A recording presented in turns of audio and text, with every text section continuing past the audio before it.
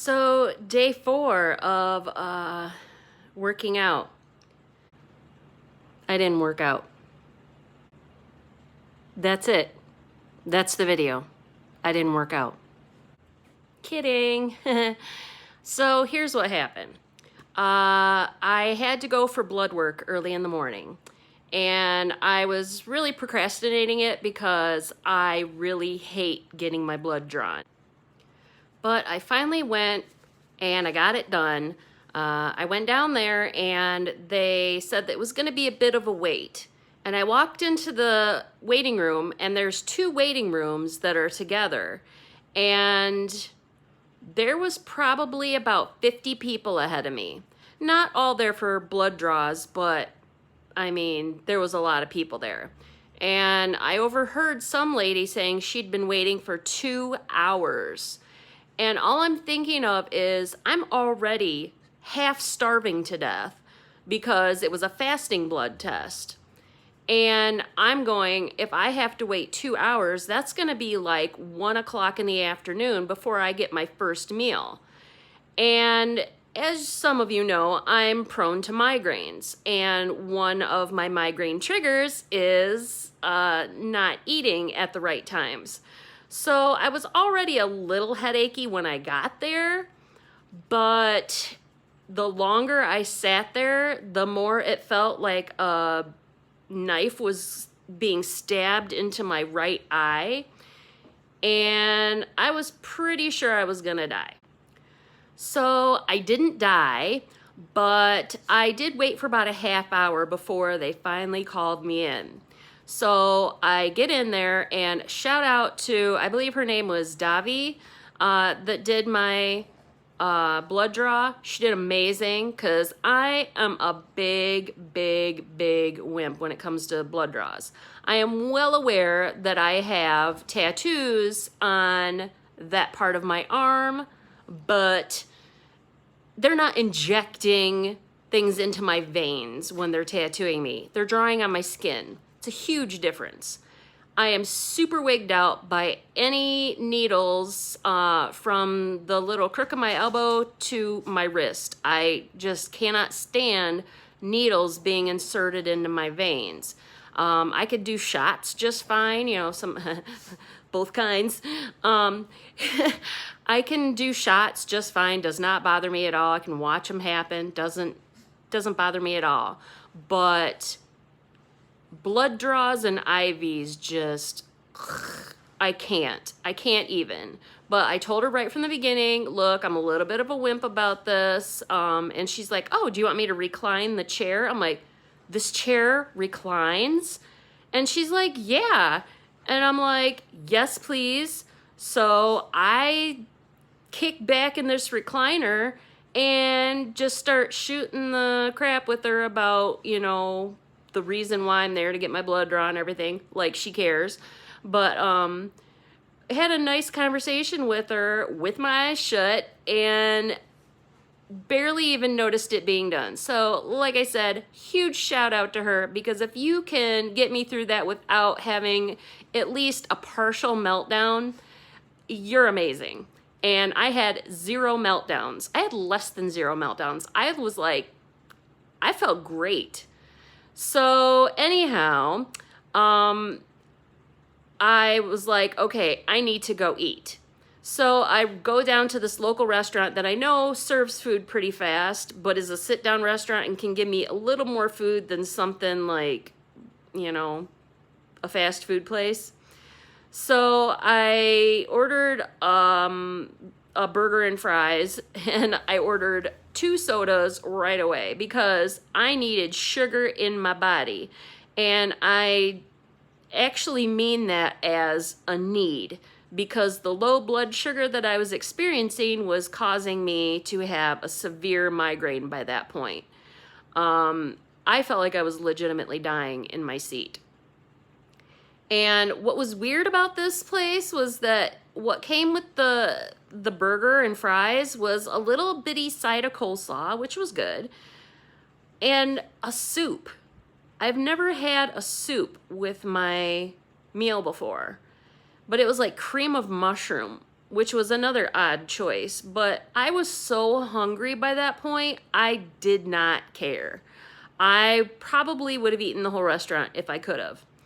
So they bring me my first soda. I suck that down, at least halfway before I even got my food.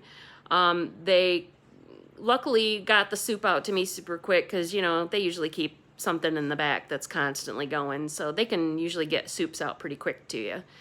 So, I don't even think I tasted that soup, but it was probably the best soup I ever had. Reminded me of when I was pregnant and hadn't eaten for 36 hours. I was just like, by the time I ate things that I didn't even like because I was so hungry. But I sucked the soup down and I'm like, okay, this probably wasn't the best calorie choice of all time, but, I'm not gonna eat like this every day, so whatever. And then they brought me my meal. And I started eating my burger and stuff, and I'm eating all the stuff there, and I get about halfway done, and I started to feel kind of full. And I was like, you know what? I'm just going to stop. Now, it probably did not save my calories for the day, but for that meal, I've never been able to just stop anything that I'm eating because I love food, and if it tastes really good, I'm going to polish it off. I don't even care how sick it makes me feel afterwards. But this time, I actually stopped, and I'm freaking proud of that because that never happens. So shout out to whatever willpower I had that day.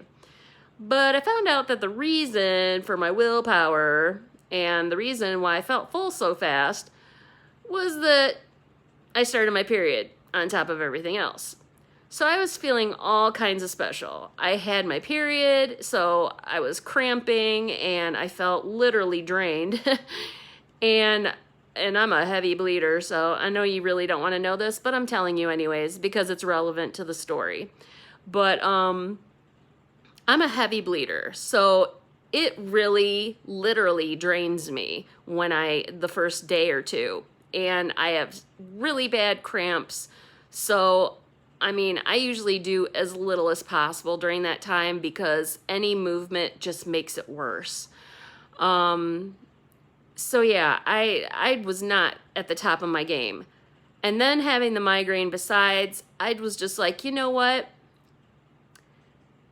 Today's going to be my rest day because I'm going to end up pushing myself and then feeling worse that day and the next day, and it wasn't worth missing a workout 2 days in a row. So that's what I decided to do.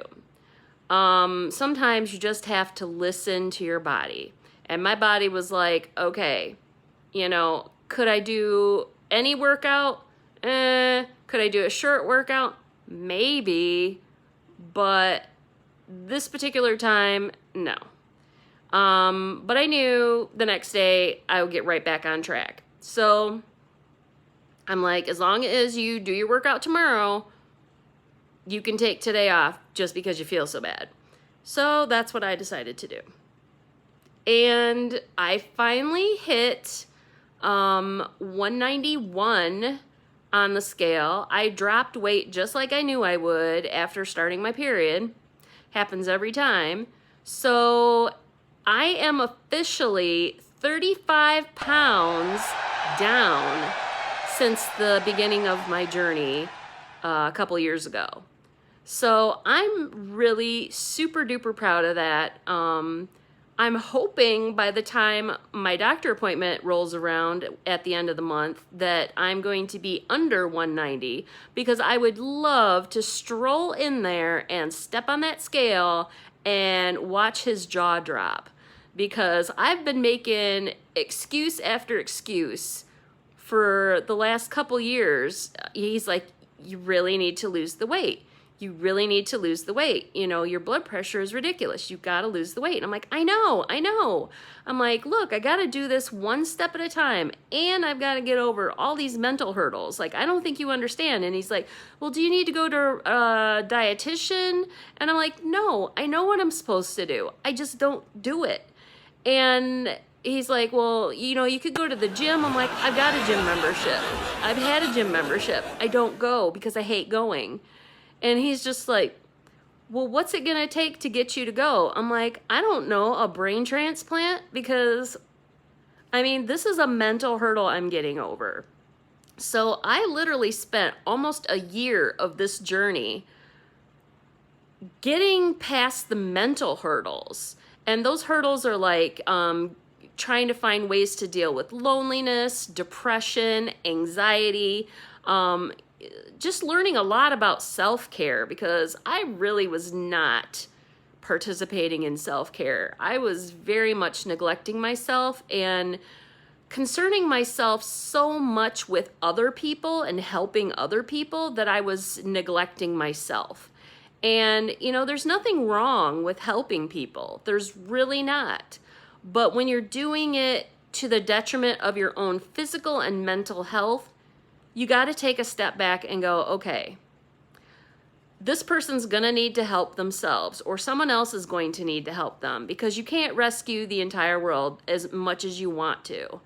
And it's really hard to let go of that, especially when you're very obsessive like I am. It's very hard to just stop something like that. So it was creating different habits that helped me slowly step away from the people that I was helping and probably somewhat enabling, and start taking care of myself.